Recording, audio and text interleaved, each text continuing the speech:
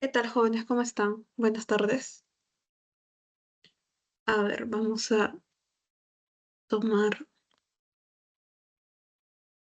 nuestra foto correspondiente del aula de hoy y después voy a compartir mi pantalla para iniciar con nuestra sesión. Un minuto, por favor.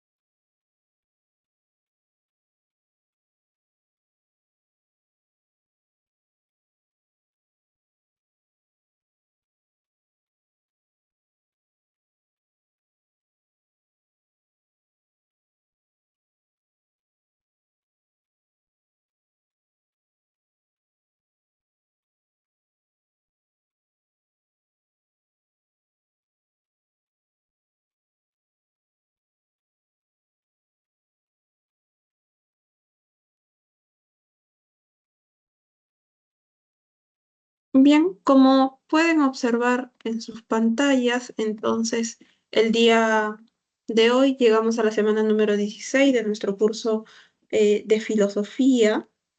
Bien. En la sesión correspondiente vamos a desarrollar la segunda parte dedicada a la disciplina filosófica conocida como estética.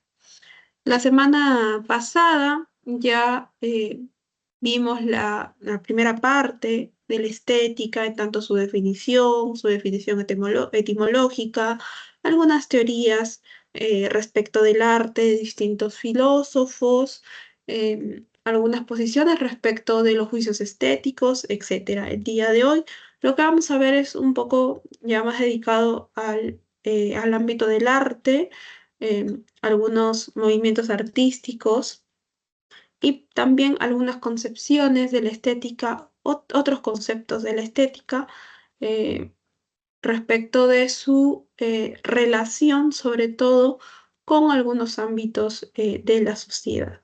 Bien, entonces empezamos. Vamos a ver sobre todo movimientos artísticos contemporáneos, ¿correcto?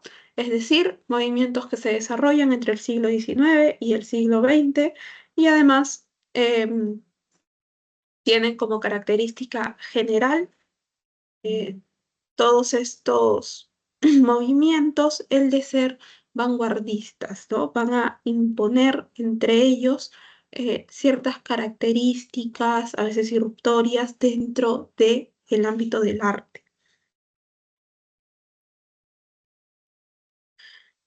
Tenemos primero el impresionismo, que en su origen es un impresionismo francés, en donde los impresionistas, sobre todo los artistas dedicados al arte pictórico, eh, lo que van a hacer es centrarse en reproducir los colores y los juegos de luces que ellos van a captar, especialmente en escenarios cotidianos y después se van a enfocar en escenarios propios de la naturaleza. Bien.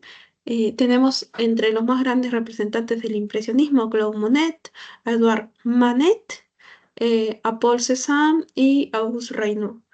Em, por ejemplo, mira, em, esta es la pintura más representativa de Monet, es la impresión Sol naciente, en donde puedes dar cuenta de cómo se le otorga mayor eh, protagonismo, bien, y esto es lo que lo separa, por ejemplo, del arte renacentista a estos movimientos que surgen entre el siglo XIX y el siglo XX, porque se le da mayor protagonismo a cuestiones como los colores, al juego de color, a cómo se pueden captar las luces y se pueden reproducir allí. Si te das cuenta, vemos aquí cómo es que se refleja la figura del sol, los rayos del sol sobre el agua, pero no tienen una forma definida, no tienen líneas definidas. Bien, estas pinceladas así no definidas son, es una de las características principales del impresionismo. Aquí también tienes, por ejemplo, esto supuestamente es un bote y aquí hay personas, pero no está totalmente definido, no son como sombras. Luego tenemos aquí a el bar del Folieberger de Manet, bien, en donde la figura principal sí está marcada, si te das cuenta, es la barista, la persona que atiende, ¿no? En la barra, eh, con los distintos objetos que tiene alrededor, pero en donde podemos encontrar sobre todo estas características del impresionismo es en el espejo que tiene detrás. Bien, esto es, o sea, es un bar, es un establecimiento, ¿no? Y en el espejo, bueno, expresa el cansancio de esta persona, ¿no? Seguramente es una noche muy agotadora y detrás de ella, lo que ella ve, porque lo que ve ella es esto, lo que está en el espejo, vemos a un sinfín de personas, ¿no? Reunidas, pero no las diferenciamos, ¿bien? No diferenciamos los rostros o las facciones tan claramente como sí diferenciamos las facciones de el personaje que se encuentra en primera plana. Bien, entonces estas son algunas de las características del impresionismo como corriente artística. Luego del impresionismo pasamos a, bueno, un detalle que no está aquí, pero cabe mencionar. Después del impresionismo viene una etapa conocida como post-impresionismo, bien, en donde se toma algo- alguna influencia del impresionismo, pero se remarcan ciertas cosas. Por ejemplo, en el impresionismo no encontramos líneas definidas en los objetos. En el postimpresionismo lo vamos a encontrar. Vamos a encontrar mucho más contraste de colores también. Uno de los representantes más importantes, uno de los miembros más importantes del movimiento postimpresionista es Vincent Van Gogh, por ejemplo. Seguimos y tenemos el modernismo. El modernismo nace en finales del 1800 y se va a instaurar en Europa y en cada país de Europa va a tener un nombre distinto, ¿bien? Y después va a llegar a Norteamérica, específicamente a los Estados Unidos. En el arte moderno, en el modernismo, eh, también conocido como eh, arte nuevo, lo que, lo que diferencia el modernismo de otros movimientos, movimientos que lo anteceden, es lo siguiente. La obra de arte que van a producir los modernistas eh, no solamente va a ser la obra de arte que tú puedes apreciar en un museo o en una galería, bien, sino que las características del arte moderno, por ejemplo, bien, eh, la evocación a la naturaleza, eh, la reproducción de em, objetos, o perdón, sí, objetos o animales marinos, sobre todo. En arquitectura vamos a ver que su arquitectura es mucho más sagaz, es mucho más atrevida que las anteriores. Van a jugar con formas que no son del todo rectas, que no son cuadradas o rectangulares, sino hay formas como de ondas también, evocan todo lo que es la naturaleza, las flores, como vamos a ver. eh, entonces, em, todas estas características, además de una gran enaltación a la figura femenina, pero ya no hay una ya devoción a la figura femenina como anteriormente esto se relacionaba con la figura de María, bien, de la Virgen María. No, aquí es una cuestión más terrenal, si se quiere, alrededor de la figura de la mujer. Todo esto no solamente se va a plasmar en la obra de arte, sino que también vas a encontrar, por ejemplo, características, bien, del arte moderno, del modernismo, en mobiliario que puede usar cualquier persona, ¿no? Bueno, en este caso obviamente tenían acceso a él personas con mayor poder adquisitivo, ¿no? A sillas con grabados y detalles muy representativos del modernismo, al marco de los espejos también, jarrones, etcétera, etcétera.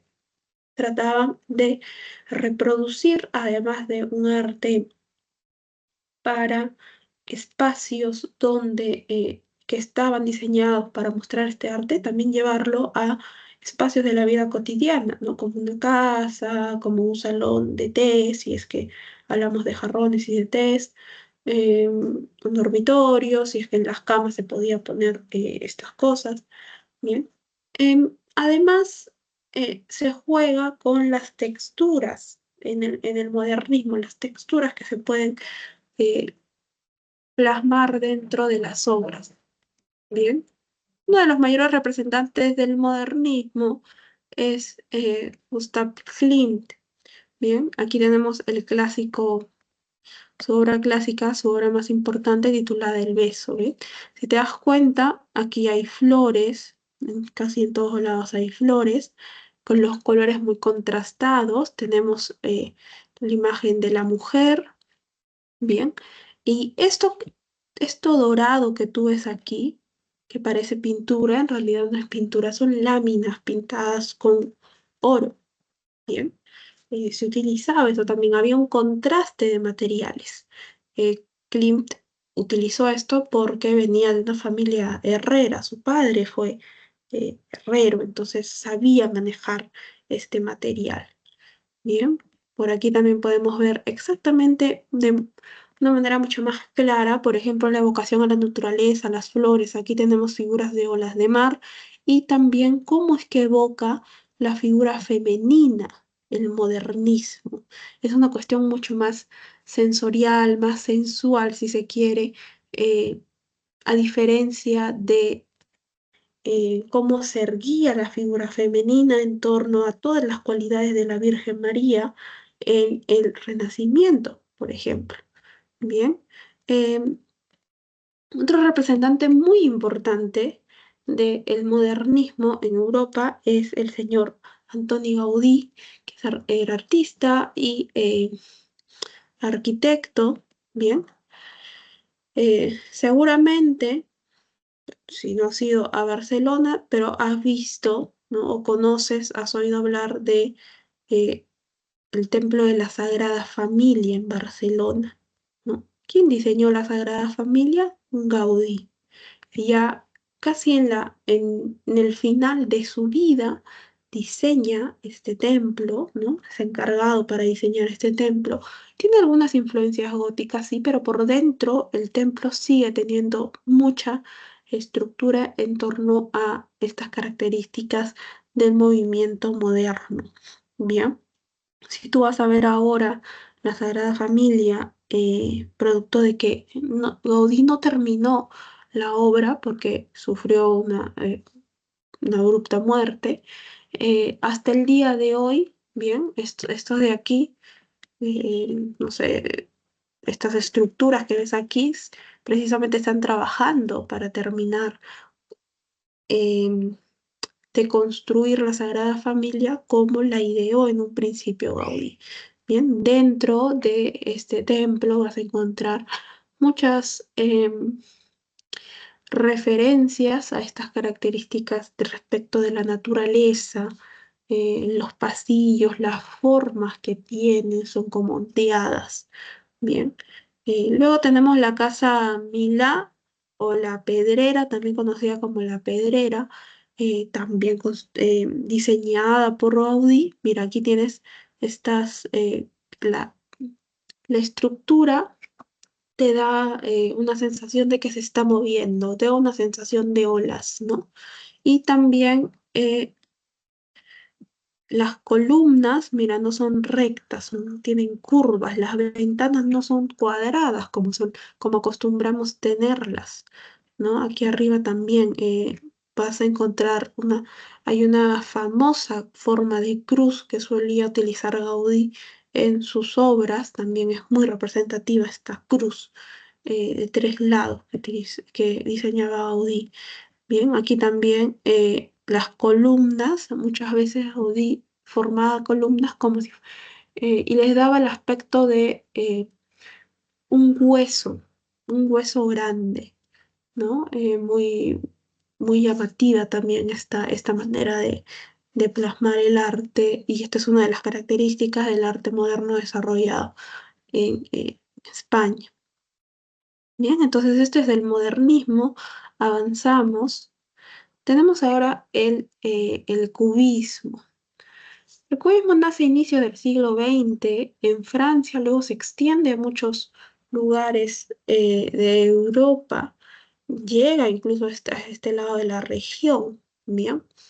Em, la característica que salta a la vista cuando uno está frente a eh, obras de artistas cubistas es lo siguiente, ¿no? Cómo no representan las figuras de la forma en la que uno ve estas figuras. O sea, si tú estás frente, por ejemplo, aquí vemos un piano, el piano no tiene las líneas como están representadas en este cuadro. Bien, eh, el cubismo va a tener líneas rectas y curvas muy marcadas, ¿no? Estas líneas lo que van a hacer es ayudar a que tú diferencies las formas, porque ellos representan las formas de distintas maneras a como está en la realidad. El cubismo es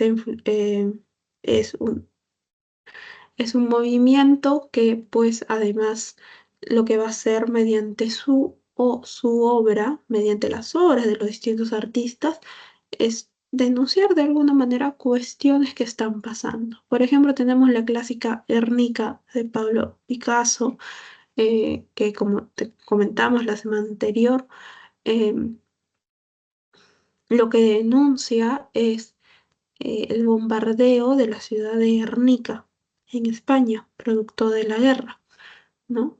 Entonces se utiliza el arte para representar ese tipo de horrores eh, ejecutados por la sociedad, por el ser humano mismo.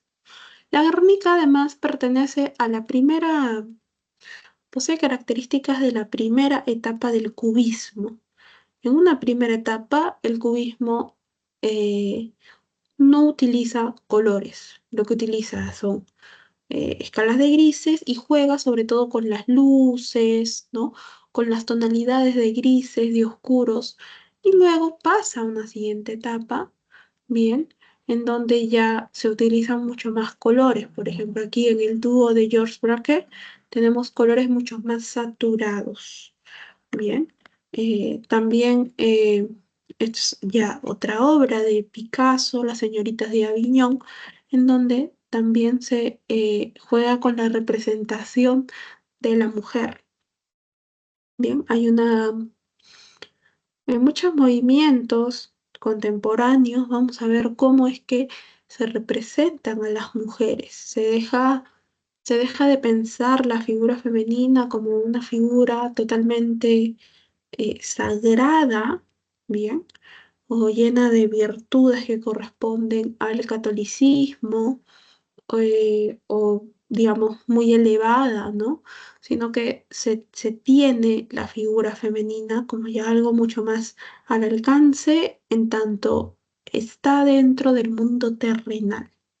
Por eso es que vamos a ver representadas la figura de la mujer de distintos puntos de vista dentro de muchos movimientos artísticos contemporáneos.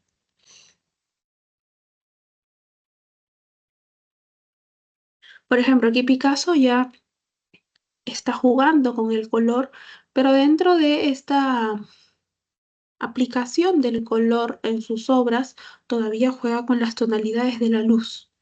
Bien, y como vemos representa la figura de la mujer en líneas curvas y líneas rectas sobre todo, pero igual de manera muy difusa.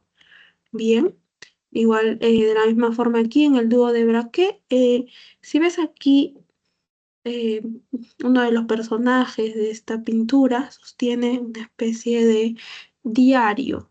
Eh, Existe un método que se introduce en esta segunda etapa del cubismo, bien, y es el método del collage. Se utilizan también retazos de diarios, se utilizan también otros materiales que se incorporan a la obra para darle algún tipo de distintivo, ¿verdad? ¿Qué hacía esto? Él utilizaba trozos de diarios en sus distintas obras. Bien.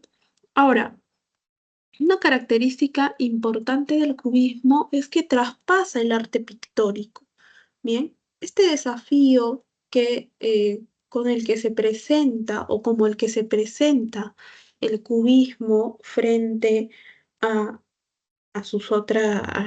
a los movimientos artísticos que le anteceden, no solamente lo encontramos en la pintura, sino que también lo encontramos en la literatura. Bien, un representante del budismo en la literatura es Apollinaire. Apollinaire. Bien, ¿qué sucede? Mira cómo presenta un poema, bien, como los cubistas literatos o los cubistas literarios también van a eh, reformar, digamos, la manera en la que se escribe, ¿bien? En la que se escribe el verso, ¿no? Hay más, si tú buscas vas a encontrar incluso forma de una mujer con sombrero, así, em, en esto, ¿no? Encontramos este caligrama, eh, en donde donde puedes leer tú cómo es que puedes leer de esta forma, de izquierda a derecha, en otros vas a leer de abajo a arriba, de arriba a abajo, ¿no? Es otra manera de presentar los versos. Ahora, este cubismo literario también llega a esta parte de la región. Tenemos aquí el famoso triángulo armónico de Huidobro, poeta chileno. Bien, dentro de todo es un poquito más estructurado que el anterior que vimos, pero igual hay expresiones de cubismo literario también en Latinoamérica. Bien, entonces este es el cubismo. Hasta aquí todo claro, podemos avanzar. ¿Sí? ¿Podemos avanzar?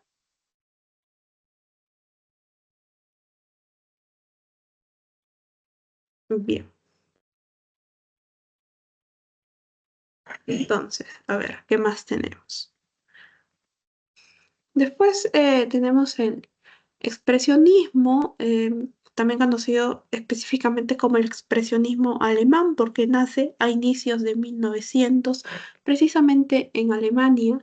Y contrario que el expresionismo ya no va a buscar tanto reflejar, bien, eh, cuestiones como la naturaleza o cuestiones de vida cotidiana, o si las representa, las va a hacer de distinta manera, ¿bien? Sino que lo que va a hacer es centrarse en que la obra de arte, el material que se use, el trazo que se use en la obra de arte, los, eh, lo- los personajes que se vean en esta obra de arte, sobre todo muestren lo más, lo más profundo o aquello que de otra manera no pueda mostrar el autor, es decir, el artista mismo, ¿correcto? Em, Uno de los representantes más conocidos del expresionismo es Edvard Munch con la obra que tienes de este lado, el grito, ¿no? Que hay un sinfín de análisis sobre esto, como por qué es que esta persona está así, en dónde está en una terraza, está en un muelle, lo que tiene detrás es un atardecer, lo que tiene detrás es el infierno, lo que tiene detrás es el mar, ¿no? ¿Qué está haciendo? ¿Está pidiendo ayuda? ¿En realidad está gritando o no? Bien. Eh, entonces, a partir de allí, lo que se busca en el expresionismo es, digamos, tú puedes reproducir escenas de la naturaleza, como buscaba hacerlo el impresionismo, pero por sobre todas las cosas debes tener en cuenta que tu representación es 100% subjetiva. Bien. Por ejemplo, si estamos frente a un paisaje y nos lo piden reproducirlo, y nos dan un cuadro del mismo tamaño a los dos, nos dan la misma paleta de pinturas, nos dan el mismo tiempo, seguramente no lo vamos a reproducir de la misma forma. No vamos a tener los dos la misma manera de reproducir este paisaje, a pesar de que estemos los dos mirándolo en este momento, sino que según el expresionismo esto se daría porque cada uno tiene distintas formas de entender, de recepcionar y de comprender este paisaje. Bien, también aquí pues tenemos a Kirchner con su clásica salida de la luna, ¿no? Cómo es que posiciona los colores alrededor de toda esta obra, cómo es que lo que busca remarcar sobre todo es precisamente este anochecer ya, cómo es que se va yendo el sol y va apareciendo la luna dentro de este espacio. Bien, entonces este es el expresionismo como movimiento artístico. Eh, Pasamos ahora al surrealismo. El surrealismo nace en 1924, en el año 1924, en Francia, específicamente en octubre de 1924, cuando el poeta y artista francés André Breton publica su primer manifiesto del surrealismo o manifiesto surrealista, tan solo. Bien. En él lo que va a proponer es un movimiento artístico, sobre todo comprometido, bien, con causas sociales propias de la época, porque Breton lo que buscaba era un movimiento de artistas, sobre todo con tendencia política de izquierda, ya que él era miembro del Partido Comunista francés. Em, y las influencias que tenía sobre todo el surrealismo eran obviamente, por obvias razones, dado que Breton era el fundador de este movimiento, tenía influencia de la filosofía marxista y sobre todo tenía una influencia muy fuerte del psicoanálisis, o sea, del psicoanálisis de Freud. Bien, a través del surrealismo lo que los artistas buscaban era pues a través de esta crítica que podemos decir que se realizaba, se buscaba que el otro, en este caso el espectador, lo que pueda hacer es mm, preguntarse, reflexionar, ver qué cosas estaban mal, ¿no? Qué cosas se necesitaba en el mundo cambiar. Bien, uno de los más grandes representantes del surrealismo es Salvador Dalí. En el lado superior derecho de tu pantalla tienes pues su clásica persistencia de la memoria, en donde se dice o sobre la cual se dice que Dalí empezó a trabajar a partir de la lectura de la interpretación de los sueños de Freud. Entonces tiene un fuerte este cuadro. A ver, vamos. Este cuadro tiene una fuerte influencia sobre del psicoanálisis freudiano, sobre todo de la interpretación de los sueños de Freud. Cuando Dalí leyó a Freud, le pareció muy innovador y muy importante, por lo tanto, lo que pasó con la obra de Dalí es que se transformó a partir de esta lectura y este conocer a Freud. Bien, muchas de sus obras estuvieron marcadas pues la, por el psicoanálisis freudiano. Aquí en la persistencia de la memoria encontramos los clásicos relojes derritiéndose, es decir, se plantea así una crítica muy clara a eh, cómo se lleva en ese momento y actualmente también podemos aplicarla, cómo es que se lleva la vida de los hombres, ¿no? ¿Cómo es que se está desarrollando esta vida? ¿A qué le estamos dedicando tiempo? ¿Realmente estamos dedicándole tiempo a las cosas importantes o estamos simplemente dejando que pase el tiempo así? Además, ¿no? El representar todo esto en una zona árida, como una especie de desierto, donde ves por ahí un horizonte que parece un mar o a la vez solamente parece el cielo, en dos, ¿no? En dónde nos ubica a nosotros como humanidad? Se dice también que esta parte del cuadro puede representar un autorretrato, con una parte del rostro de el mismo autor derritiéndose y sobre ella otra vez un reloj que se está derritiendo. ¿Bien?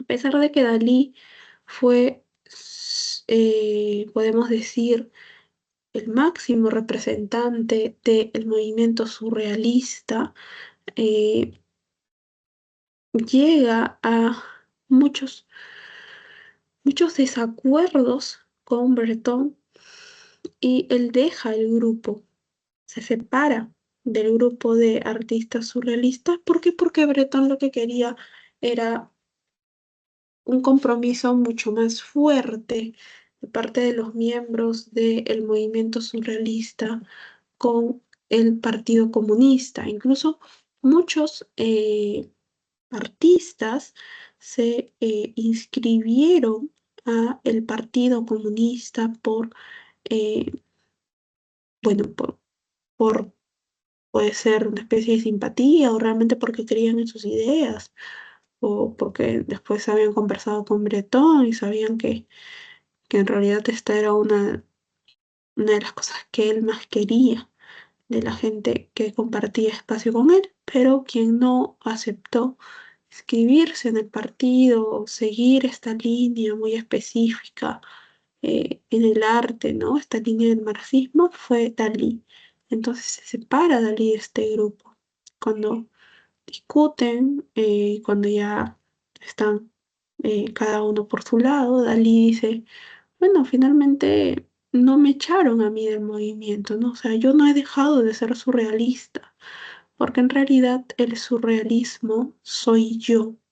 A donde yo me vaya, vendrá el surrealismo. O sea, se enfrentan pues en una especie de eh, a ver quién se impone frente a quién posee, ¿no?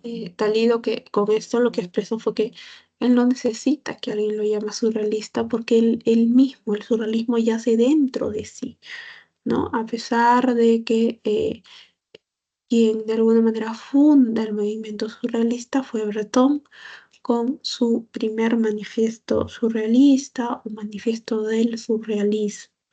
Bien, en la parte baja de tu pantalla también tienes un clásico, una clásica obra surrealista, esta vez de autoría de Joan Miró, llamada La golondrina amor, en donde otra vez damos cuenta de estas cuestiones siempre de formas decayendo, de formas cayendo, de formas derritiéndose, de formas siempre en movimiento y del contraste de colores muy marcados que tiene el movimiento surrealista. Bien, cómo es que se configuran, cómo es que se forman precisamente estas golondrinas que llevan mensajes, ¿no? Mensajes respecto del amor, de la fraternidad, etc.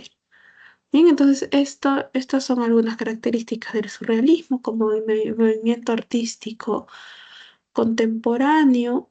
Entre sus representantes tenemos a otra vez Dalí, Joan Miró, a André Masson, Man Ray, y también tienes alguna incursión de Pablo Picasso, cubista por excelencia, pero también tienes alguna inmersión, alguna influencia del surrealismo en algunas obras de Picasso, ¿no? Y esto es algo que puede pasar y que en realidad pasa. Es decir, eh, autores que son parte de uno o varios movimientos más, porque en sus obras se puede verificar la influencia, las características de uno o más movimientos, porque a veces los movimientos artísticos conviven entre sí. Bien, entonces también aquí podemos mencionar a Picasso. A ver, seguimos. ¿Qué más tenemos? Por último, tenemos el arte pop que ya aparece en la segunda mitad del siglo XX, se va a expandir en Gran Bretaña y en Estados Unidos, sobre todo. El arte pop, o también conocido como pop art, eh, va a representar una crítica a través de la burla y la sátira, ¿no? A esta concepción del arte como accesible solamente para ciertos grupos. Así es como se va de alguna manera a estandarizar eh, el arte como objeto que puedes encontrar en cualquier lugar, tu casa, en la calle, en el trabajo, ¿bien? No hay pues lugares específicos donde tú puedas ir o a los que tú debas concurrir para apreciar obras artísticas. Em, Más grande representante del pop art es sin duda Andy Warhol. Tenemos aquí, mira, su clásica latas de sopa Campbell, que es como su nombre lo dice, son latas de sopa que todo el mundo tenía, o sea, toda la gente de clase baja, de clase media, obreros, quienes fueran, conocían esta, esta etiqueta de las sopas Campbell, ¿no? ¿Qué hizo? Bueno, tomó la fotografía de estas latas de sopa, las alineó, ¿no? En un tamaño considerable y las pintó, las fotografió y las presentó como un cuadro, ¿no? Quien sea que vea esto va a identificar de manera inmediata eh, precisamente el objeto que vemos reproducido varias veces, ¿no? Y finalmente lo que puede decir el autor es, bueno, ¿y quién me va a decir que esto no es arte?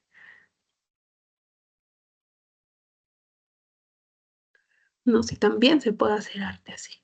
Tenemos también eh, esta otra, eh, este es un fragmento de un cómic que también tiene eh, algunos elementos del arte pop, como este contraste de colores, estas líneas muy marcadas, como vemos en los cabellos, en el rostro del personaje.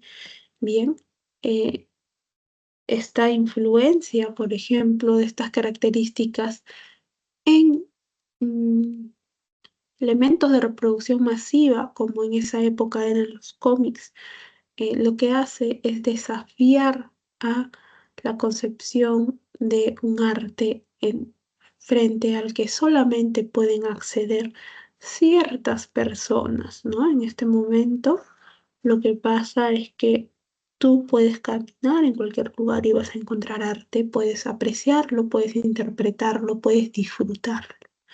Esto en realidad es lo que plantearía el arte pop.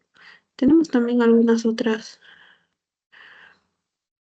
representaciones. Aquí en este lado tenemos este es un collage, ya, de Eduardo Polozzi, que se titula Yo era el juguete de un hombre rico en español, que salió a la luz en 1947 y se considera el primer cuadro, ¿no? Digamos, la primera representación de arte pop.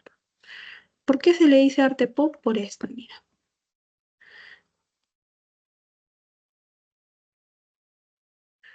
Por el sonido que irrumpe cuando se jala especie de arma que parece una botella en realidad, ¿no? Se unen representaciones, ¿no? La representación clásica que en ese momento se hacía de la mujer en algunos, aquí en este caso, algunas revistas, ¿ya?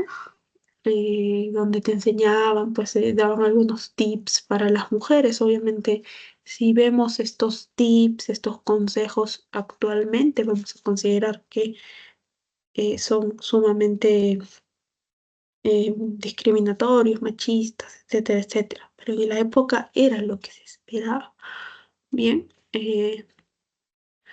tenemos todas estas características que eh, pueden diferenciar al personaje, ¿no? Aquí es un collage, tenemos distintos elementos que para la época eran muy importantes, pero a la vez eran masivos también. Bien, esto también es una clásica representación de los colores que solía utilizar Andy Warhol. Toma, por ejemplo, una fotografía muy popular, ¿no? De la mujer más popular, probablemente en esa época en Norteamérica, ¿no? Marilyn Monroe. Por eso el cuadro se titula Shot Marilyn, donde la misma fotografía está representada en distintos colores y en distintos contrastes. Y lo que va a representar también es el, el fin del conflicto que está viviendo el país, ¿no? Algunos con estos colores tan llamativos, lo que va a dar cuenta, se dice, es el nuevo camino que se está trazando en esta sociedad al salir de estos conflictos, la industrialización que se sigue dando, eh, la mirada que va a cambiar también a partir de las noticias que se pueden dar, de cómo es que pueden recibir las noticias los miembros de esta sociedad, ¿no? Tomando un icono de la cultura de ese momento, eh, de cine o en general de la vida, un icono presente en la vida de las personas de esta sociedad, como lo fue Marilyn Monroe. Bien, entonces estas son algunas de las obras, algunas de las características del arte pop o pop art como movimiento artístico contemporáneo, vanguardista. Estos movimientos, recuerda, son aquellos que se desarrollan entre el siglo XIX y el siglo XX. Bien, entonces terminamos con esta parte, con la primera parte dedicada a los movimientos artísticos contemporáneos. ¿Hasta aquí todo claro? ¿Hay alguna pregunta o podemos pasar a la siguiente sección?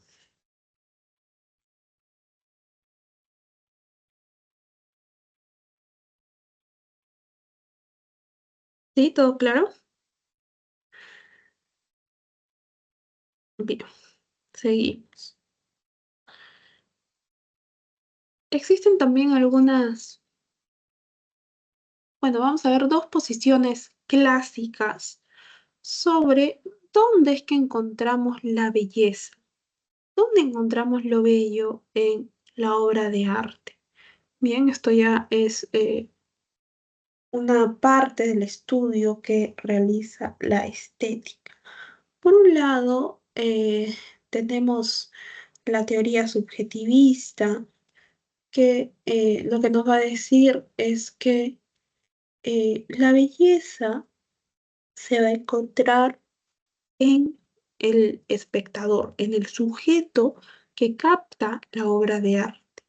Bien, El representante de esta posición es Theodor Adorno, filósofo alemán que nosotros ya hemos revisado la semana pasada.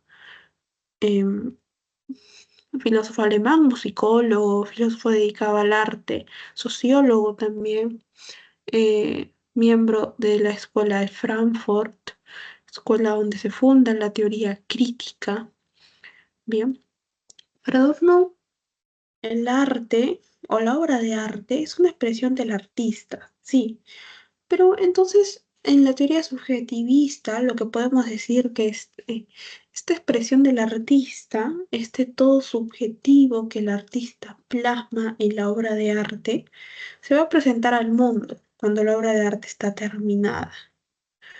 Pero cuando la obra de arte como objeto mismo se presenta ante uno o varios espectadores, ¿qué es lo que va a pasar? ¿Qué pasa? Sucede lo siguiente, ¿bien?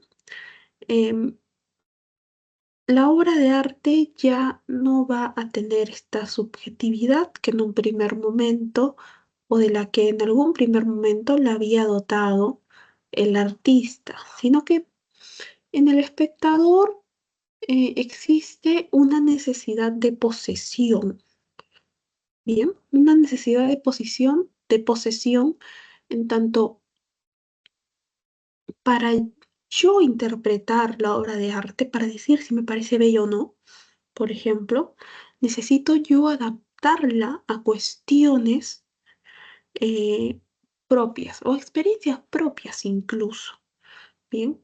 Porque si no hago eso, si no hago este proceso, despojo de la subjetividad que traía consigo la obra de arte, de esta intención del artista, si no la despojo de eso y prácticamente hago mía la obra de arte, la relaciono con cosas de mi propia vida,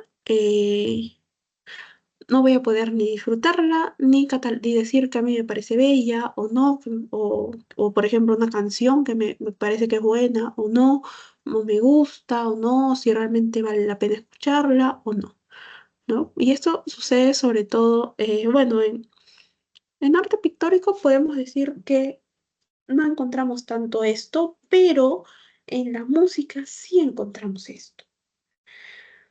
Por ejemplo, hay canciones eh, cuyos cuyo autor, ¿no? de una canción, se inspira a veces en cuestiones de su propia vida, en cuestiones que escucha.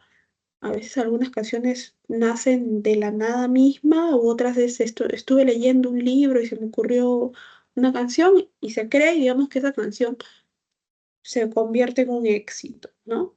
Por ejemplo, hay una canción muy conocida de esta banda inglesa llamada Pink Floyd, que el,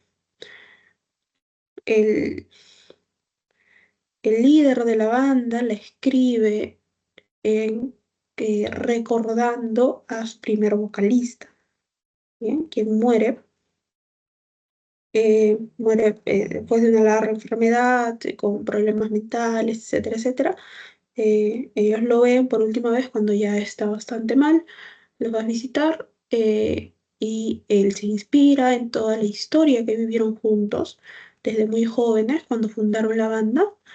eh, y le escribe muchas cosas, ¿no?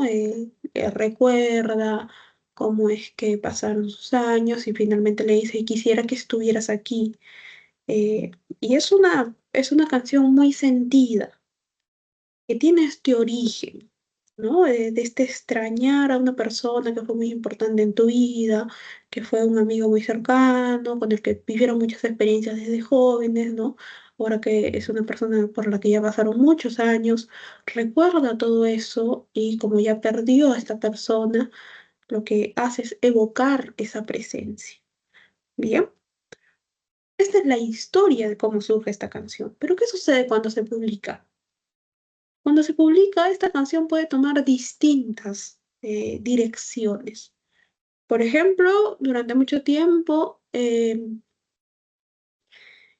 se decía que esta canción era en un tono romántico, o sea, no se sabía, las personas que no sabían esta historia de cómo deja el primer vocalista esta banda por, sobre todo, problemas de salud mental, deja la banda, se aleja por mucho tiempo. Entonces, si en un primer lugar, en un primer momento escuchas la canción, le pueden dar un sentido totalmente romántico, ¿bien? Un sentido de un extrañar al otro, pero un otro como pareja, como una afección mucho más romántica.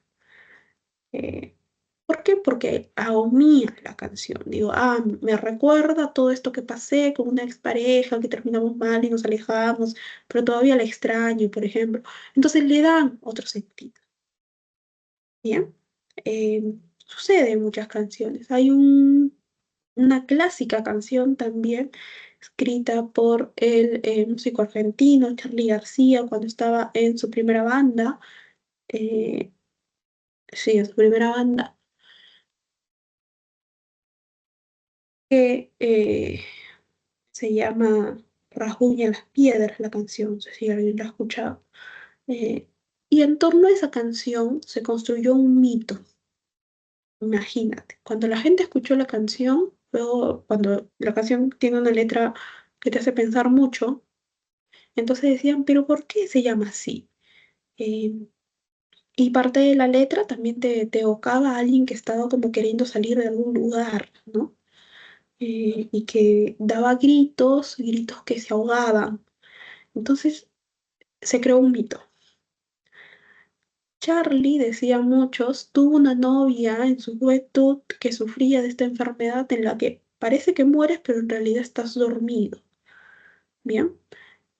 Y lo que había pasado era que en un momento esta joven precisamente tuvo uno de estos episodios en donde tenía todos los síntomas de, digamos, todas las características de haber muerto, pero en realidad se había quedado profundamente dormida, que los latidos del corazón disminuyen mucho, mucho, tanto así que no se pueden sentir, el pulso baja mucho, mucho. Entonces la habían enterrado viva, ¿bien? Obviamente cuando esta joven despierta, está pues ya dentro de un ataúd, está, ya se había dado la ceremonia, el sepelio y todo.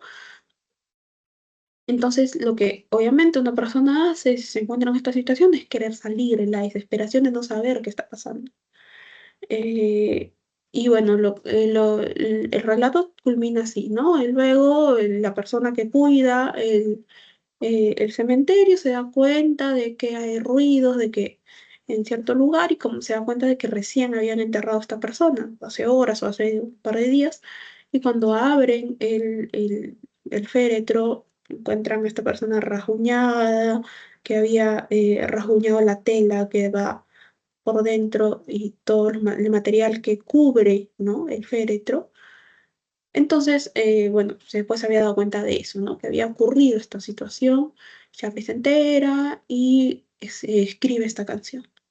Esto es una interpretación de la canción que durante muchos, muchos años, esta canción es de los años 70, más o menos, 60, 70, eh, y hasta pasado de 2000, 2010 se creía esto. Yo escuché esta versión, ¿no? Pero luego en un momento le preguntan a Charlie, ¿no? ¿De dónde viene esta canción? O sea, porque hemos escuchado esto y esto y le empiezan a narrar a grandes rasgos esta situación. Y él dice, mira, la verdad es que no me acuerdo. Un día me desperté y escribí la canción y la novia que tenía en ese momento se fue a comprar la comida y cuando regresó yo ya tenía la mitad de la canción lista. ¿Ven?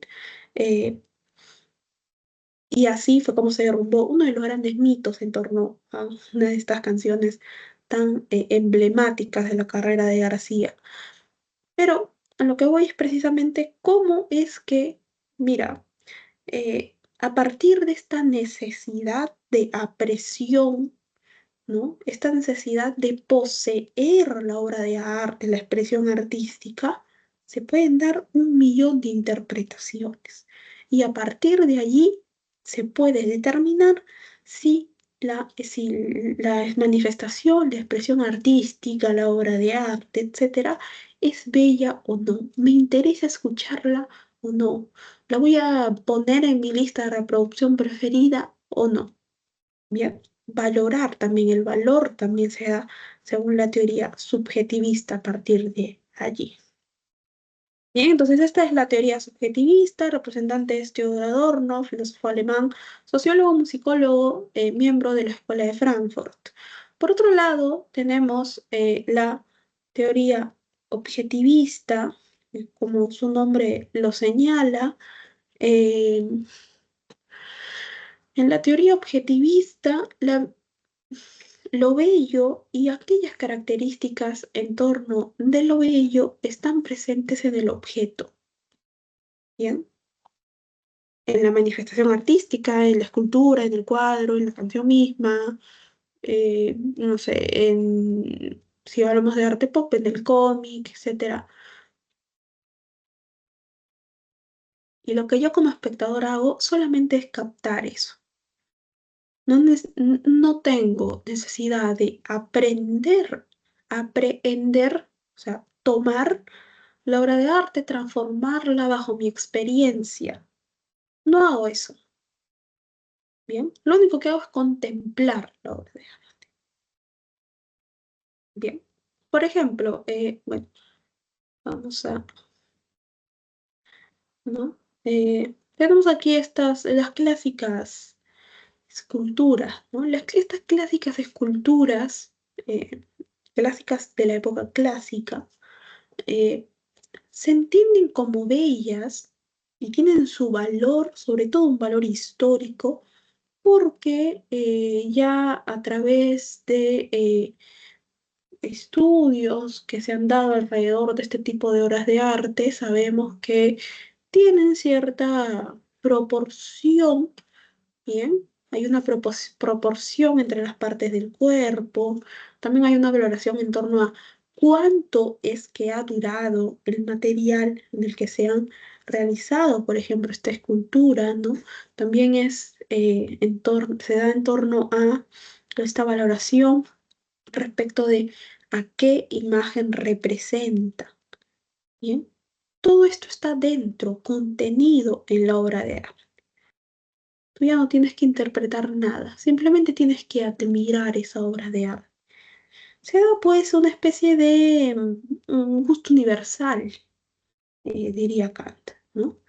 Eh, Todos entendemos que estas esculturas clásicas son bellas, ¿bien? Las esculturas de la época antigua en Grecia, las expresiones de arte en la Roma de su época. Todas estas las entendemos como bellas, tienen un valor, un interés, sobre todo histórico, y a partir de allí, valor, un interés artístico, ¿correcto? Representante de esta posición es Walter Benjamin, miembro también de la Escuela de Frankfurt, pero de otra época, distinta a la de Adorno. Bien, entonces estas son las dos teorías respecto de la belleza, de dónde encontramos lo bello. ¿Bien? Estas teorías van a responder, primero, ¿qué cosa entendemos como bello? ¿Dónde encontramos lo bello? ¿Cómo es que podemos determinar la belleza, el valor o el interés que nos genera una manifestación artística o una obra de arte? Bien, jóvenes, ¿hasta aquí todo claro? ¿Sí? ¿Podemos seguir?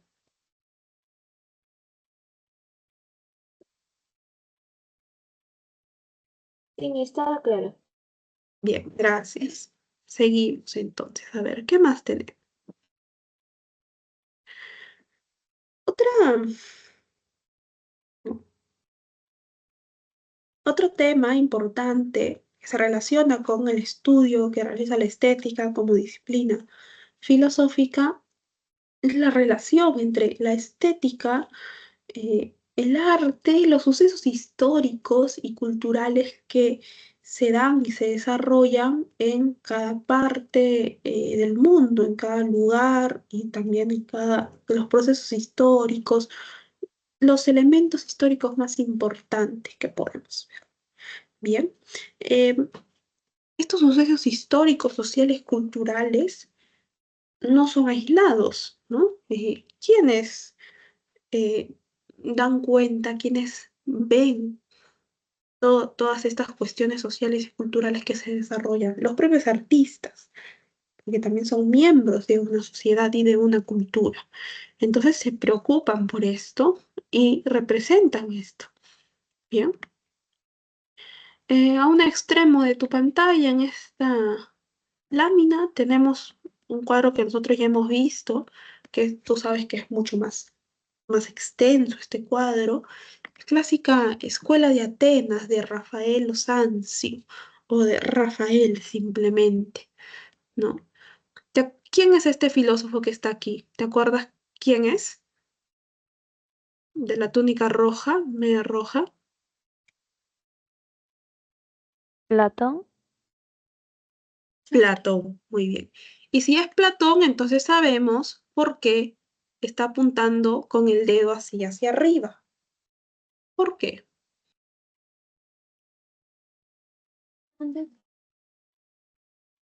¿Por Porque qué está? solo creen en el mundo de las ideas. Sí, muy bien, ¿no? Porque hay que recordar que Platón va a sostener su dualismo ontológico. Para él existen dos mundos.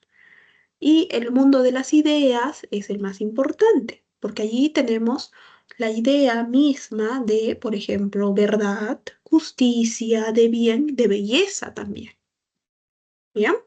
Entonces, por eso para él es más importante el mundo de las ideas. Por eso tiene su dedito hacia arriba, ¿no? ¿Quién es el que está al costado de Platón? Aristóteles. ¿Sí? Aristóteles. Sí, bien, bien, muchas gracias. Sí, Aristóteles, discípulo de Platón.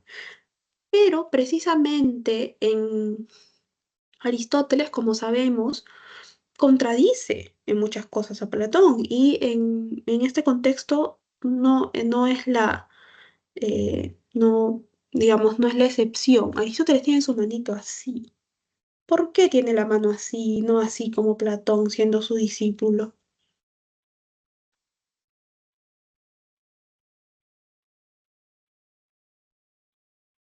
Mientras que para Platón existen dos mundos, ¿cuántos mundos existen para Aristóteles?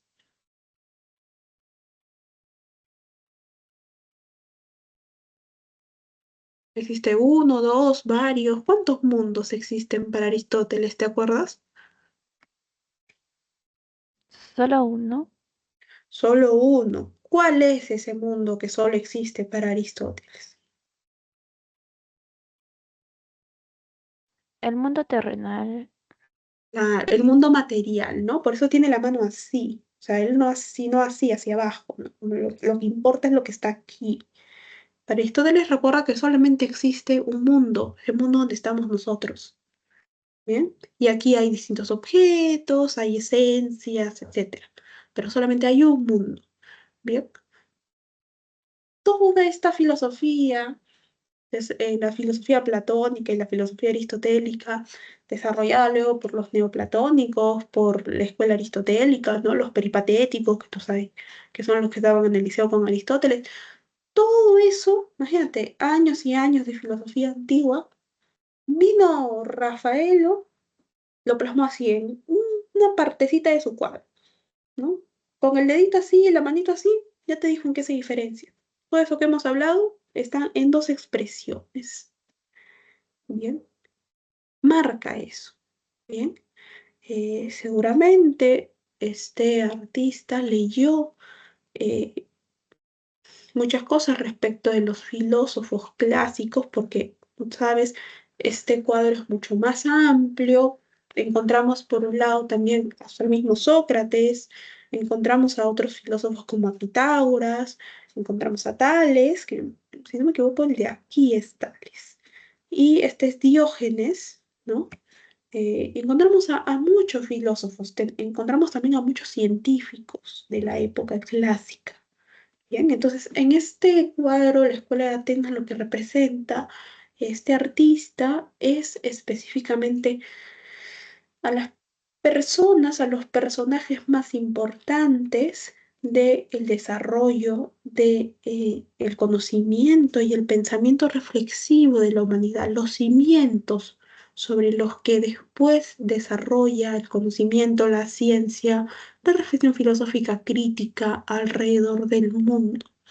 Bien, ahora aquí tenemos del lado, vamos a ver, sí, aquí. Al centro de la lámina tenemos la clásica Libertad guiando al pueblo de Delacroix. Eh, Obviamente el contexto de este cuadro es la revolución, ¿bien? Cómo se dio la Revolución Francesa. Y lo curioso es cómo la libertad eh, libertad, que es una de las bases de la identidad de Francia hasta el día de hoy, ¿bien?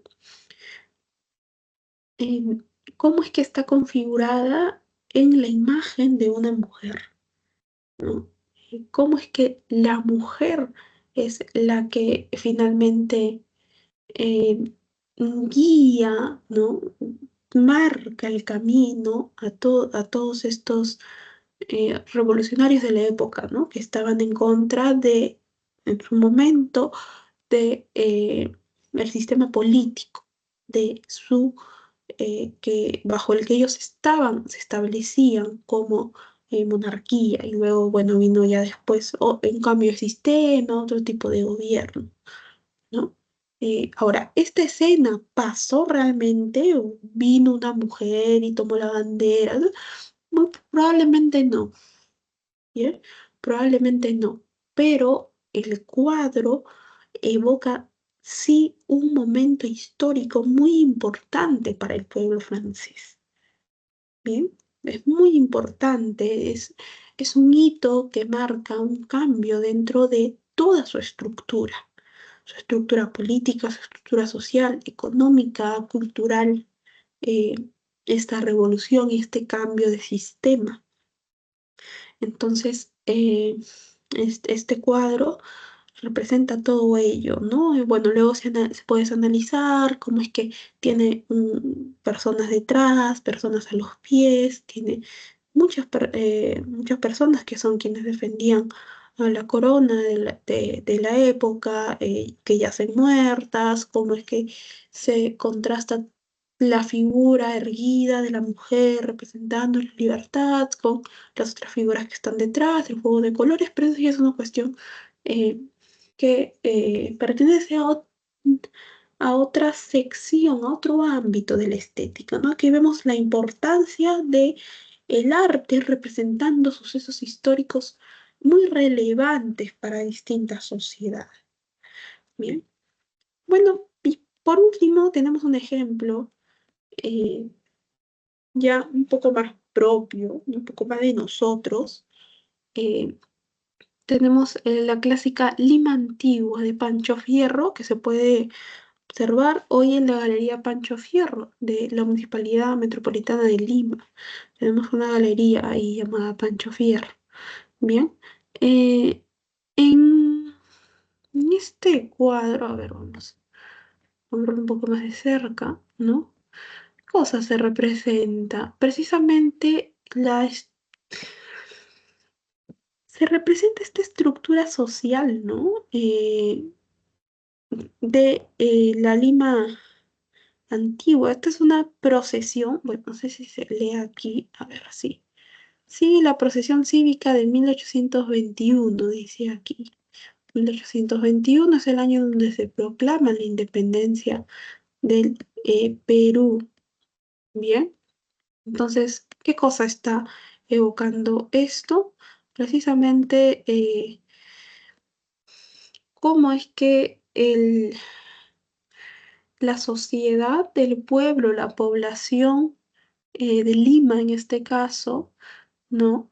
Em, Desarrolla sus distintas actividades en torno a esta proclamación del este año muy importante en donde se proclama la independencia del Perú. Luego hay otras escenas, ¿no? En donde se representa sobre todo, y esto es algo muy característico de la obra de Fierro, a las personas afrodescendientes, ¿no? Si te das cuenta cómo están representadas las personas nativas también de aquí, del Perú, es muy importante esta representación que se realiza, porque obviamente en la época virreinal en el Perú no teníamos mucha representación de eh, estas comunidades que si bien eran las que trabajaban en las distintas partes de nuestro país, en realidad lo que se tiene son cuadros de virreyes, de gente, de criollos, de españoles, de europeos que yacían aquí en nuestras tierras. Bien, entonces esta es la importancia de la representación artística pictórica. También tienes muchas expresiones en el ámbito de la música, que bueno, que por obvias razones no podemos representar aquí, pero sí hay una gran unión desde los comienzos de cuando emergen estas artes con la representación que pueden dar ellas de distintas etapas sociales, sobre todo muy representativas en los cambios o en los inicios de nuevas épocas a lo largo del mundo, a lo largo de las distintas sociedades, ¿no? Y de distintos grupos también. Bien, entonces, a ver, avanzamos. Parte importante a la que se dedica la estética como disciplina filosófica, bien, que estudia, es cómo es que con distintos ámbitos de la sociedad el arte cumple cierto papel. Bien, cómo el arte está presente en distintos campos que tal vez que nosotros no nos damos cuenta, pero está allí. Bien. Por ejemplo, con la pedagogía, es decir, un papel educativo dentro de la sociedad. Em, Desde los inicios de la filosofía se le da al arte em, un papel pedagógico muy importante. Por ejemplo, en República de Platón, en un diálogo platónico, se pone mucho énfasis en la educación del ciudadano, sobre todo del gobernante, que debe tener una educación eh, muy acorde en el ámbito musical. Pero, ojo, no puede aprender a tocar todos los instrumentos, ¿bien? Sino que va a tocar, por ejemplo, la lira, va a aprender a tocar la lira porque las notas, la melodía que emerge de la lira es muy acorde con eh, todas las características que debe tener un futuro gobernante. Va a poder aprender a tocar la citara, que sería como un antecesor de la guitarra que nosotros tenemos, ¿no? Pero, ¿qué cosa no puede aprender respecto del arte? La flauta, por ejemplo. Está vetada la flauta. Bien. También, ¿qué más está vetada? Están vetados los poetas de la ciudad ideal platónica. ¿Por qué? Porque, bueno, los poetas, dice Platón a través de la voz de Sócrates, lo que hacían antes, ¿no te acuerdas? Dice, ¿no? Antes ellos narraban estos mitos, ¿no? Para dar cuenta de cómo se creó el universo. Entonces mienten los poetas, ¿no? Los poetas, ojo, los poetas no son como los poetas que conocemos ahora, que publican sus libros, ¿no? Sino los poetas estos eran estas personas que cantaban, precisamente estos mitos se transmitían de manera oral, por ejemplo, Homero era un poeta de esa época, ¿bien? Pero ellos estaban prohibidos o si eran parte de la ciudad, de la polis, debían estar regulados, ¿bien? Su actividad debía estar regulada. Aristóteles también le da un poco em, de importancia al arte, también otra vez a la música dentro de su estructura política, pero él dice, por ejemplo, que por el contrario de Platón, la cítara está prohibida, ¿ya? También ahí contradice un poco a Platón, como es un poco de costumbre. Bien, aquí tienes, por ejemplo, ya, bueno, esto es parte de otra cultura, ¿no? Del antiguo Egipto, pero damos cuenta de cómo allí también se desarrollaba una educación en torno a la música, ¿no? Aquí tienes distintos instrumentos musicales. Esto es una especie de lira y esto sería lo que se puede conocer como una cítara, ¿bien? Precursor de la guitarra. Y esto es una especie de arpa, o bueno, un precursor del arpa, ¿no? Bien, otro ámbito en donde podemos dar cuenta de o que se relaciona el arte es el arte y la moral, o el arte y la parte que tiene como función moral. En el siglo XX, a inicio del siglo XX sobre todo, dado específicamente en esta parte de la región, se empiezan a dar distintos levantamientos, movimientos, protestas, sobre todo de los grupos que en su momento fueron acallados, ¿bien? Que la mayoría eran grupos originarios de este lugar, de esta parte del mundo. Entonces, mm, a través del arte, lo que se buscaba era la no confrontación, sino el poder construir y tejer lazos de fraternidad entre, entre todos, sobre todo entre los grupos minoritarios dentro de la sociedad. Y así pues poder hacer fuerza, poder relacionarse, ¿no? Porque para el otro lado tenías los grupos que durante mucho tiempo habían ejercido un poder frente a los demás. Bien, entonces esta es la función moral del arte. Avanzamos, ¿qué más tenemos por aquí? El arte como forma de conocimiento. Si hablamos del arte como forma de conocimiento, eh, tenemos presente la teoría filosófica respecto del arte sustentada por Immanuel Kant. Recordemos que en la crítica del juicio, para Kant, bien, em, primero se debe captar la obra de arte sin mostrar interés alguno. El gusto, por lo tanto, no es interesado, ¿no? Recuerda, sigue los cimientos de su imperativo categórico Kant. Es así que nosotros tenemos de alguna manera un gusto que en primer paso es que es subjetivo, ¿bien? Pero dado que nosotros tenemos razón, ¿correcto? Este gusto se transforma en objetivo, porque todos tenemos dentro de nuestra razón categorías mentales. Entonces, el arte, al volverse universal, también es una forma de conocimiento para Kant. Por su parte, el filósofo alemán, también Martin Heidegger, nos dice que la obra de arte, cuando se presenta ante ti, ¿qué cosa quiere hacer? Lo que quiere hacer la obra de arte es develarte una verdad. El arte tiene en sí una verdad. Lo que tú debes hacer, bien, tratar de captar esa verdad. Y esa verdad te va a proveer conocimiento.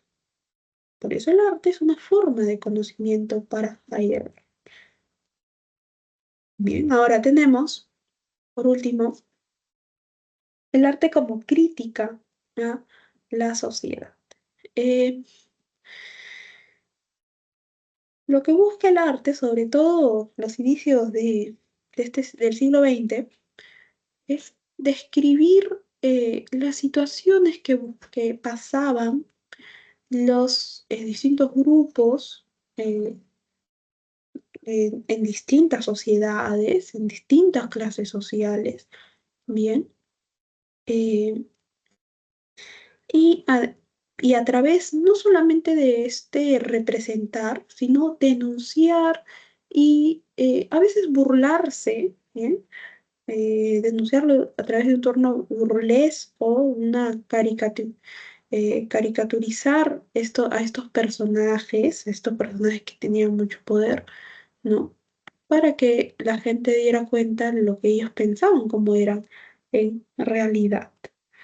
Bien, aquí no se ve muy bien, pero en el banquete de los ricos de José Clemente Orozco, aquí lo que vas a ver debajo son como trabajadores, ¿no? Que sostienen la mesa del banquete de esas personas eh, que tenían pues mayor estatus económico, social, todo, ¿no? Entonces, como el banquete de los ricos entonces se sostiene por la clase trabajadora. Representantes de este análisis que se realiza son Adorno, otra vez miembro de la Escuela de Frankfurt, que tiene muchas críticas, sobre todo críticas desde el ámbito cultural, críticas a la sociedad de masas, ¿no? Cómo se ha masificado el arte, cómo el arte ha perdido este espíritu crítico, este espíritu desafiante que lo dotaba también de cierta verdad. Y en el Perú tenemos a José Carlos Mariátegui, que en su obra, en su libro titulado El artista de la época, tenemos varios ensayos en donde lo que hace Mariátegui es, sabemos que Mariátegui tuvo mucha influencia del marxismo italiano cuando eh, migra a Europa. Bien, entonces estas ideas las trae aquí al Perú, a Latinoamérica, Mariátegui escribe en relación a esto y lo que nos dice es pues que durante mucho tiempo, lamentablemente, el artista, ¿no? Por una cuestión de subsistencia, que es algo que hasta el día de hoy podemos ver, ha tenido que mm, acceder al gusto vulgar, dice Mariátegui, al gusto vulgar de la burguesía, o sea, de esta gente que quiere ser retratada de alguna manera, ¿no? Encarga cuadros, por ejemplo, que enaltezcan su figura, ¿no? Pero bueno, pero dice Mariátegui, pero basta, ¿no? O sea, ha llegado el momento en donde el artista realmente deba reproducir lo que piense, sobre todo a la sociedad, a los dolores de la sociedad, a lo que aqueja a la sociedad, ¿no? Porque si vamos a seguir en esto, en este complacer en los grupos de poder, a los burgueses, dice él, a la burguesía, nada va a cambiar, ¿no? Porque finalmente la burguesía solamente quiere, dice Mariátegui, del artista, algo que satisfaga su, su mal gusto respecto del arte, ¿no? Esta concepción que tiene la burguesía respecto del arte es puro mal gusto, dice Mariátegui, ¿no? No está eh, en relación a lo que es realmente el arte. El arte es una manera de expresión, sí, pero de expresar y de buscar un cambio para la sociedad, ¿no? De expresar los problemas que tenemos, no para satisfacer una cuestión de eh, cómo es que se quiere ver, cómo se quieren ver estas personas que tienen poder, ¿no? Que quieran vanagloriarse, de tener un montón de obras de arte en sus casas, ¿no? Ese no es el fin del arte, según Mariette, ¿no? Y según esta posición en todo caso. Bien, entonces seguimos a ver qué más tenemos. Em, ya para ir casi finalizando, tenemos cómo es que se representa el arte y cómo es que se interpreta después el arte. Por un lado, tenemos a Cassirer, Ernst Cassirer, quien, acuérdate, vimos en Antropología Filosófica. Y para Cassirer, el hombre es un ser simbólico. Bien. Y el arte es un símbolo, porque forma parte del mundo que ha creado el hombre. Entonces, el arte es una expresión simbólica que puede ser captada e interpretada por el ser humano, porque el ser humano lo que compone su mundo a través de símbolos, ¿bien? El arte pictórico, la música, la escultura, todo tiene un carácter de símbolo, porque es parte del mundo creado por la humanidad. Bien, según Cassirer. Por otro lado, tenemos al filósofo alemán Hans-Georg Gadamer, eh, quien en su obra Cumbre, Verdad y Método nos dice que la obra de arte se va a presentar como un juego, o sea, la obra de arte es lúdica, ¿bien?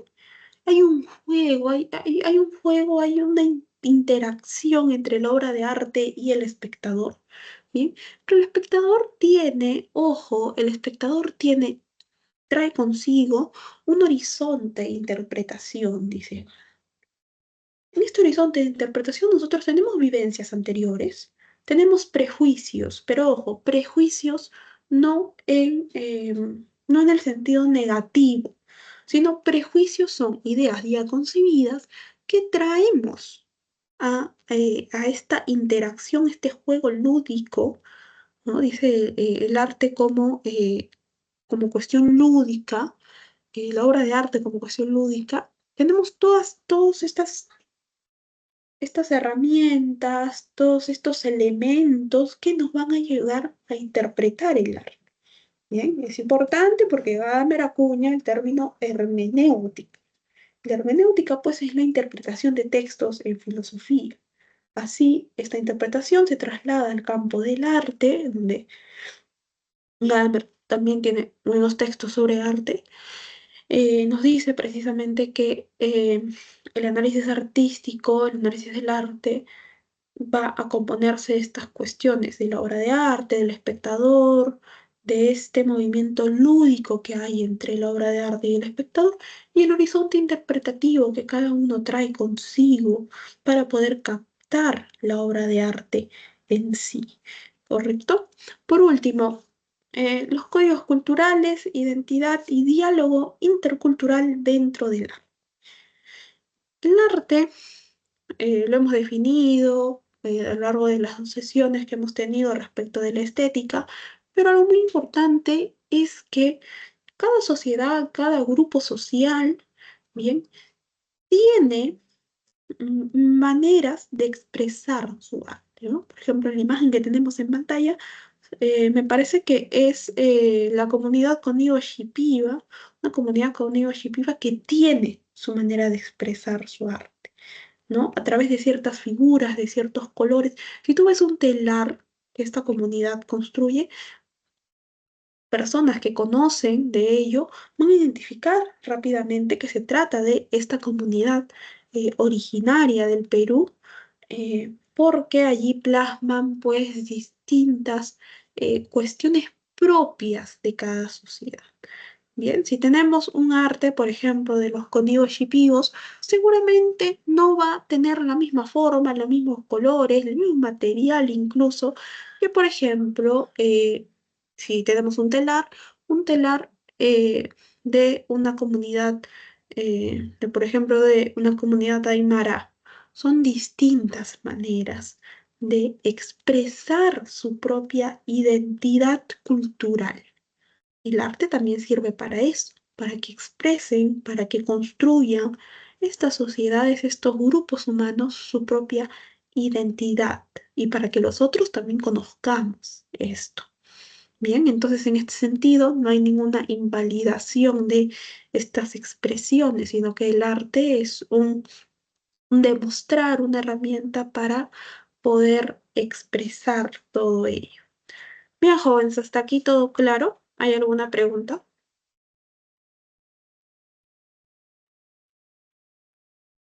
¿Sí? Bien, entonces voy a pasar a dejar de compartir para en los minutos que nos quedan, vamos a desarrollar preguntas dedicadas a esta semana.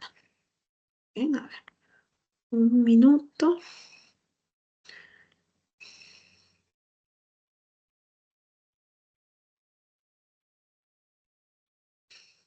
Bien, tenemos aquí entonces, en el documento, tenemos la lectura complementaria. Nos dice lo siguiente.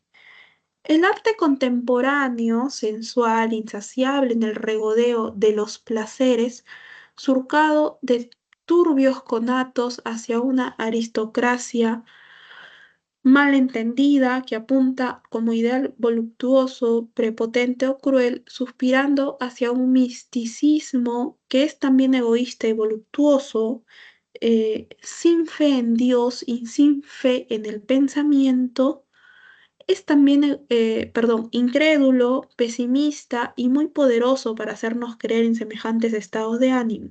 Este arte, que los moralistas condenan verdaderamente, cuando se estudia en sus raíces más profundas y en su génesis, solicita la acción que no se atreve a condenar, reprimir o enderezar el arte, sino a dirigir la vida más enérgicamente hacia una moral más sana y profunda, que será madre de un arte más noble de contenido, y diré que además de una más noble filosofía. Un extracto del Brevario de Estética de Benedetto Croce.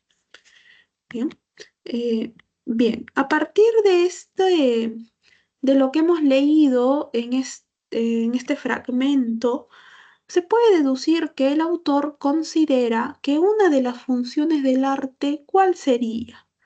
Es el resultado de una cuestión pedagógica, es el aspecto moral que nos orienta en la vida, o tal vez una función del arte es un campo de desenfreno y ocio, o tal vez una función del arte es el requisito para aumentar la imaginación, o por último, una de las funciones del arte es que esta es la fuente de obtención de placeres desmedidos. ¿Cuál sería la alternativa correcta, jóvenes? Según lo que hemos leído aquí.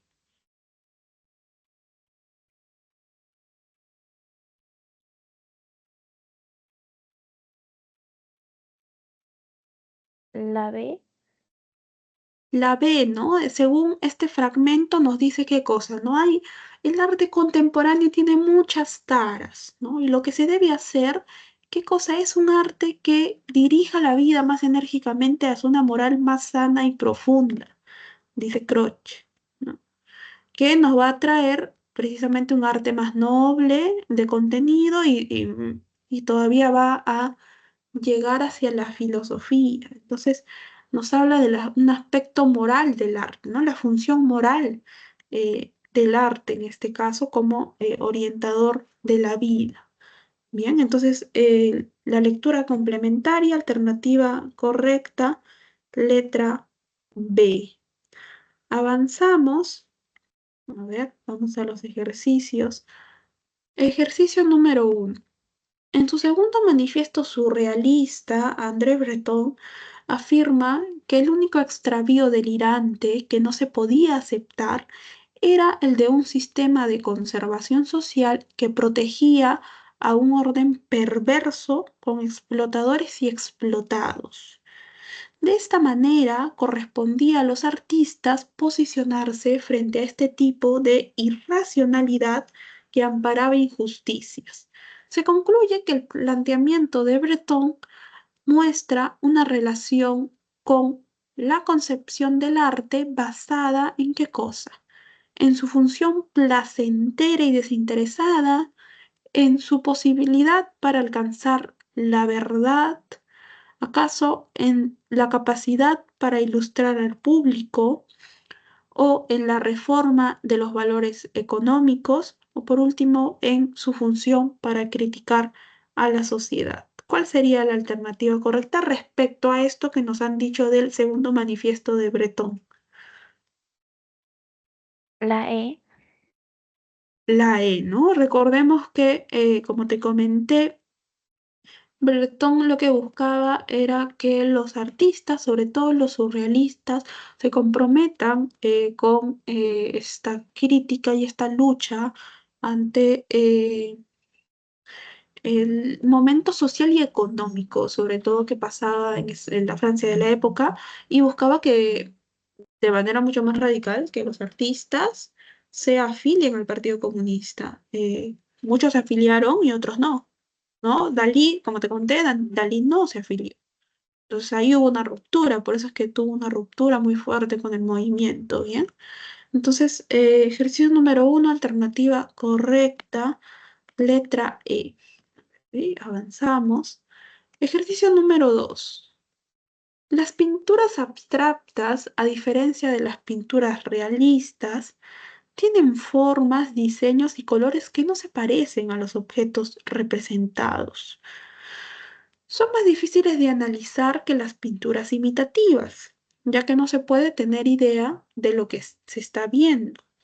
Los artistas en el siglo XX comenzaron a pintar de este modo como una manera de evocar los estados de conciencia o emociones profundas. Para que el espectador pueda apreciar cualquier pintura abstracta, solamente tiene que experimentar y pensar acerca de sus propias figuraciones e ideas. ¿Cuál de estas 5 alternativas concordará con lo que hemos dicho en este párrafo? Puede ser, intenta hacer una crítica a la obra pictórica abstracta, o tal vez expone las características principales del subjetivismo estético, o establece requisitos para apreciar los objetos reales, tal vez indica que el arte debe ser un reflejo de la realidad, o por último, acaso propone la igualdad entre la subjetividad y la objetividad. ¿Qué alternativa marcamos respecto de lo que nos han dicho sobre las pinturas abstractas?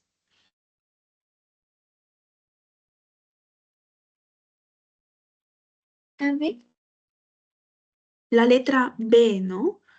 Prácticamente, ¿qué nos dice? ¿Por qué? Porque aquí nos dice, mira, para que el espectador pueda apreciar cualquier pintura abstracta, tiene que experimentar y pensar acerca de sus propias figuraciones e ideas.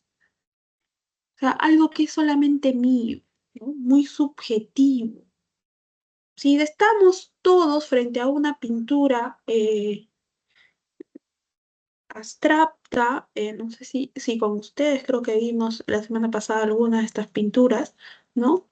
Yo le puedo dar una interpretación, tú le vas a dar otra interpretación, tu compañero también le va a dar otra interpretación. ¿Por qué? Porque según este fragmento nos dicen que para nosotros poder apreciar este arte abstracto, tenemos que adentrarnos en nosotros mismos y evocar ciertas cuestiones de nuestra propia experiencia, ¿no? Y yo no tengo la misma experiencia que tú, ni que la de tu compañero, ni de la que cualquier otra persona. Bien, entonces esto en realidad nos está evocando, nos está mostrando las características del subjetivismo estético, ¿no? Es decir, que lo bello se encuentra en la apreciación del espectador. Entonces, ejercicio número 2, alternativa correcta, letra B. Vamos, ejercicio número 3. En medio de una conversación sobre libros, José Manuel declara lo siguiente. Dice, los libros de autoayuda son magníficos. Cada uno de ellos me ha enseñado muchas cosas que desconocía y que ni la escuela ni mis padres me hubiesen podido explicar.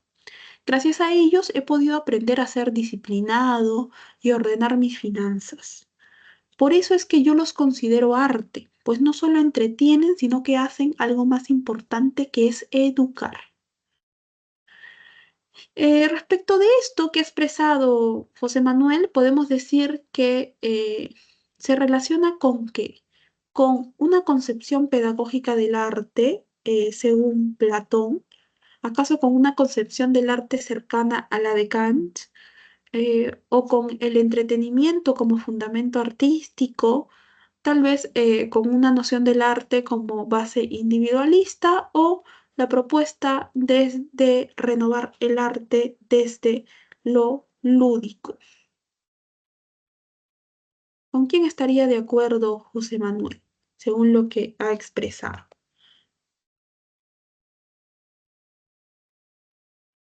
Muy bien, ¿no? Con la letra A, o sea, la función pedagógica del arte, ¿no? Para Platón, con ello estaría de acuerdo José Manuel, ¿no? De acuerdo a lo que ha expresado, ¿no? Como el arte, en este caso la literatura, para él los libros de autoayuda han podido guiarlo respecto de distintos ámbitos en su vida. Bien, entonces ejercicio número 3, alternativa correcta, letra A. Ejercicio número 4. En una conversación sobre el tipo de arte de su preferencia, Alfredo le comenta a su amigo lo siguiente, le dice, el arte abstracto, aquel que expresa el mundo interior del artista, es demasiado subjetivo. Esas obras solo pueden tener una fama pasajera, porque las obras que perduran son las que reproducen la realidad con mayor fidelidad. Todo lo subjetivo es relativo a un contexto y no trasciende en el tiempo. Solo basta con que pensemos qué tanto del mundo subjetivo de Da Vinci tiene la Gioconda, ¿no? La Mona Lisa, el clásico cuadro de Da Vinci. Eh, de la opinión de Alfredo, podemos deducir que esta opinión expresa, ¿qué cosa expresa? Una defensa de los preceptos surrealistas, acaso una crítica a la perspectiva impresionista, un encuentro entre realismo y arte pop, una renovada apuesta por el modernismo o una crítica a la perspectiva expresionista. ¿Qué podemos decir que expresa esto que nos ha dicho a la conversación?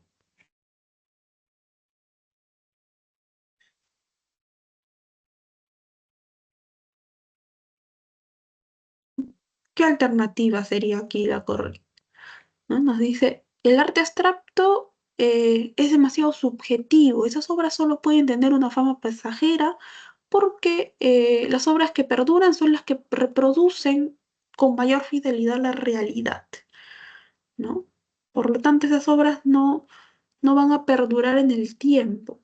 Solo basta con que pensemos qué tanto del mundo subjetivo de Da Vinci tiene la Gioconda o la Mona Lisa, ¿no? Sí, bien, ¿no? O sea, lo que podemos decir es que está realizando una crítica a la perspectiva expresionista, porque acuérdate que el expresionismo alemán, sobre todo, nos habla, nos menciona que lo que se debe ver en la obra, por ejemplo, en la obra pictórica, es lo más profundo de cada uno de los artistas. Bien, no debemos imitar cuestiones que están en la realidad, porque ¿para qué? Lo que debemos hacer es expresar lo que tiene cada uno dentro de sí. Bien, eso es lo que se va a considerar arte. Y Alfredo está en contra de eso, porque nos dice, mira, piensa qué tanto del mundo subjetivo de Da Vinci, o sea, lo que Da Vinci pone, lo que Da Vinci tiene dentro de sí, tiene la Gioconda, ¿no? La Gioconda es la reproducción de una mujer con la sonrisa que es un poco rara, ¿no? Que esa es una de las características más importantes de la Gioconda, como la sonrisa un poco de lado, ¿no? Con la expresión muy serena. Eso es lo que finalmente pintó Da Vinci. Ahora, hay un montón de debates respecto del rostro, de quién era la Gioconda, ¿no? Pero en realidad lo que se quiso plasmar es eso. Bien. Entonces es una crítica, pues, esto al expresionismo. Entonces, ejercicio número 4, alternativa correcta, letra E. Avanzamos, a ver, ejercicio número 5.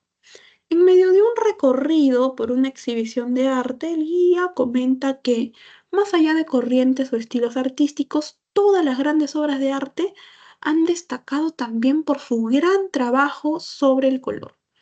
Tanto los impresionistas como los expresionistas han logrado un manejo estupendo del color. Es por eso, concluye el guía, que no podemos decir que la belleza de una pintura depende exclusivamente de quien lo vea.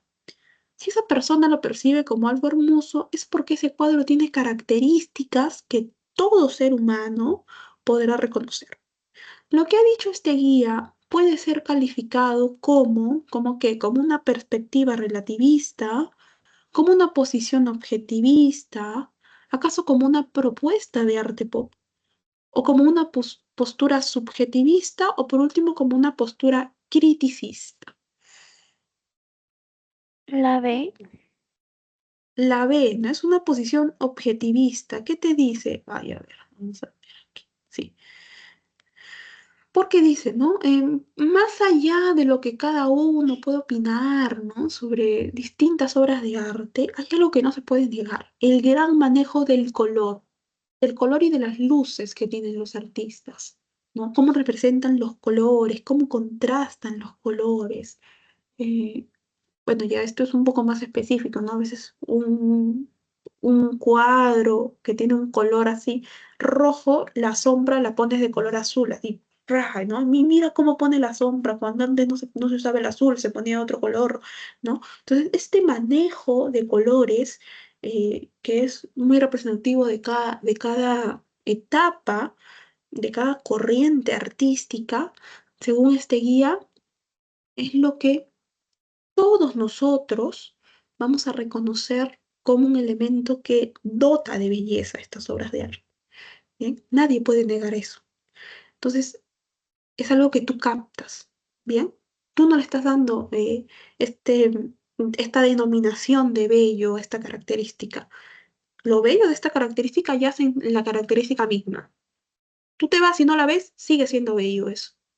Bien, entonces, por eso es una posición objetivista, ejercicio número 5, alternativa letra B, a ver si nos da tiempo de hacer esta. A ver, una de las grandes novelas de Fyodor Dostoyevsky es Crimen y Castigo. En esta obra, el personaje principal cree que asesinando a una anciana prestamista que maltrata a su hermana menor, podrá obtener los medios para alcanzar todo su potencial. Por ello, según su razonamiento, esto no es condenable aun cuando sea ilegal. En el marco de la relación entre el arte y la sociedad, es deducible que esta obra eh, se corresponde a qué relación, a la relación del arte y lo psicológico, o es un ejemplo del arte y su función moral, es una expresión acerca de la crítica social, es un gran modelo de la estética modernista, o es una muestra del arte como conocimiento, ¿no? La B. Bien. La B, ¿no? Nos habla de cuestiones morales. O sea, esta obra literaria tan importante nos habla de cuestiones morales, ¿no? Sobre todo de este embrollo moral en donde se encuentra el protagonista, ¿no? Y cómo es que se desarrolla. Entonces, ejercicio número 6, alternativa correcta, letra B. Dejo de compartir para compartir inmediatamente las diapositivas con todas las claves correspondientes a los ejercicios de esta semana, la lectura complementaria y los 8 ejercicios. Bien, llegamos al final de la sesión de hoy. Les agradezco mucho por su atención. Eh, Les deseo una buena semana, una buena tarde y nos vemos en la siguiente sesión.